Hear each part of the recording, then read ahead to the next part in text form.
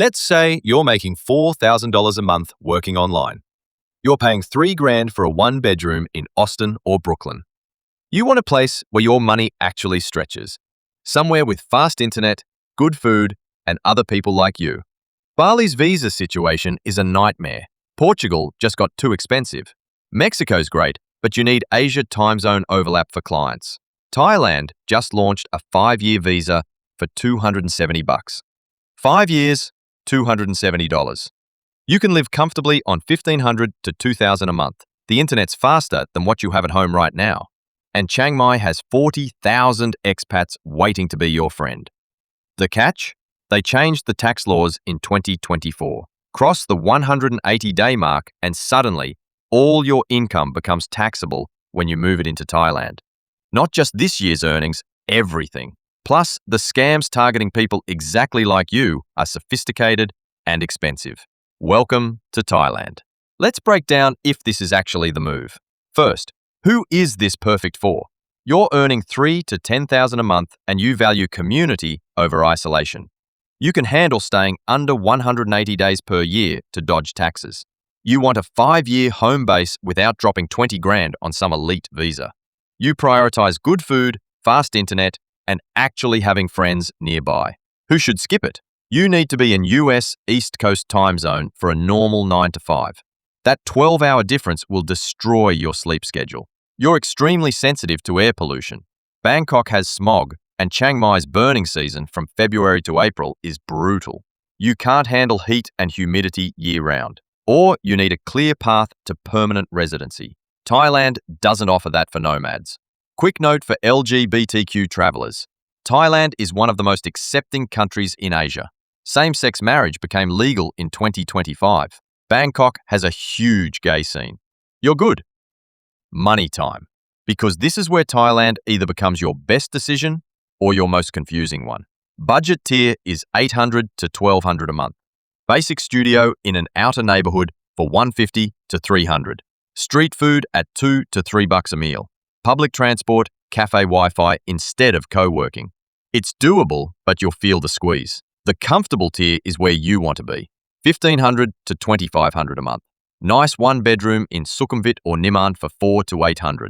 Eating out at proper restaurants 2 or 3 times a week. Daily coffee at good cafes. Co-working membership for $80 to $150. Decent gym. Thai massages 2 or 3 times a week at $6 to $10 each. Weekend trips. This is the sweet spot. This is where your quality of life explodes compared to what that same money buys back home. Premium tier runs $3,000 to $5,000 plus.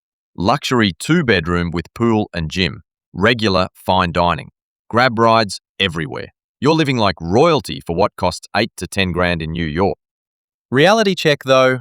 Bangkok rents jumped 10 to 15% in prime areas over the last 2 years.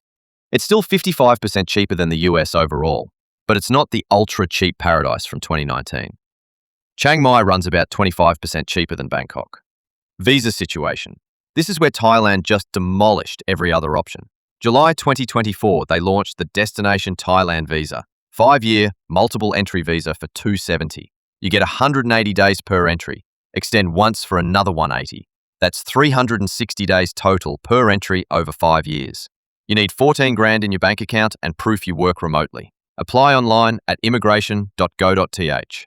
Watch that URL. Scammers set up fake sites charging $500 to $1,000 for the same visa. They use .com or .net instead of .go.th. Check it twice. You can't work for Thai companies on this visa.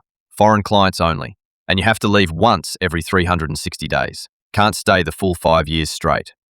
Taxes. This trips everyone up. Stay 180 days or more in a calendar year and you become a tax resident. As of 2024, all foreign income you bring in becomes taxable. Not just this year's money, everything. Massive change from before. Rates are progressive. 0% on the first $4,000, 5% on 4 to 10,000, 10% on 10 to 20,000. Goes up to 35% over 130,000. You're making $6,000 a month, 72,000 a year. Stay 179 days, you're not a tax resident. 0 Thai taxes. Just file US taxes like normal. Cross that 180-day line, you're a tax resident. But you only get taxed on money you actually move into Thailand. Remit $2,000 a month for living expenses. That's $24,000 a year. Thai tax bill runs 2 to 3,000. Effective rate of 10 to 12% on what you brought in. The other 48,000 stays offshore, never touched by Thailand, until you bring it in, even years later. Then it's taxable. The play? Stay 179 days max per calendar year. Leave for a week, come back in January. 2 separate calendar years. Never become a tax resident. 0 Thai taxes. That's what smart DTV holders do. You save thousands per year just by watching your calendar. Internet averages 200 to 237 megabits per second, 4th fastest globally. Home fiber runs 17 to 30 bucks a month for 500 megs to 1 gig. You'll get faster speeds in a Bangkok cafe than you have in your apartment right now. Co-working spaces everywhere with 1 to 500 meg connections. Healthcare's excellent if you go private. Doctor visits are 20 to 40 bucks. Dental cleaning 30 to 50. World-class facilities. Many doctors trained in the US or UK. Get insurance though. International plans run $150 to $250 a month for someone in their 30s. One hospital stay without coverage can hit $5,000 to $20,000. Safety-wise, homicide rate is 2.6 per 100,000 versus 6.8 in the US. The real danger? Traffic. Thailand ranks 9th globally for traffic deaths. 14,000 deaths and 900,000 injuries in 2022. Motorbikes are extremely dangerous. Wear a helmet, get insurance, or just use Grab for everything. Thailand has the best digital nomad community on the planet. Chiang Mai has 40,000 expats. Bangkok, over 100,000. Not random tourists. People exactly like you, building a life there. Chiang Mai is called the digital nomad capital of Asia for a reason. Join a co-working space and you're meeting people working next to you. Join Facebook groups and WhatsApp groups. Dozens of meetups every week. Board games, hiking, dinners, entrepreneurship groups. Most nomads make a solid friend group within 1 to 2 weeks in Chiang Mai, 2 to 4 weeks in Bangkok. Everyone there is seeking the same thing, connection. You're not the weird foreigner. You're in a city where 40,000 other foreigners are actively trying to make friends too. But real talk, are you the type who puts in effort? Show up, join co-working, go to 2 or 3 meetups your first week. You'll have friends. Stay in your apartment expecting friends to come to you? You'll be lonely. Thailand makes it easier than most places, but you still have to show up. Language barrier with locals is real. You can survive in expat areas with 0 Thai. Making actual Thai friends takes effort. Learning some Thai, respecting culture, staying long-term. Many nomads never leave the expat bubble. Others integrate deeply. Your call. Scams. Number 1 right now is fake visa websites. $500 to $1,000 for a 270 visa. Only use immigration.go.th. Tuk-tuk scam. Driver says temple's closed today. Offers special tour. You end up at gem stores where he gets commission. $50 to $500 wasted on garbage. Solution? Grab app for all transport. Ignore drivers who approach you. Jet ski scam in Pattaya and Phuket. Rent for $50 to $80. Return it. Owner points out pre-existing damage. Demands $1,000 to $3,000 for repairs. Friends show up to intimidate. This happens daily. Don't rent jet skis. If you must, video everything first. Never leave your passport. Romance scams are serious. Online you've got fake profiles. Nigerian scammers posing as Western military or businessmen. Build relationships over weeks. Eventually, need money for emergencies. People lose $5,000 to $50,000. In person it's more subtle. You meet someone. Relationship moves fast. Family emergencies start. Mother needs hospital care. Father's farm needs money.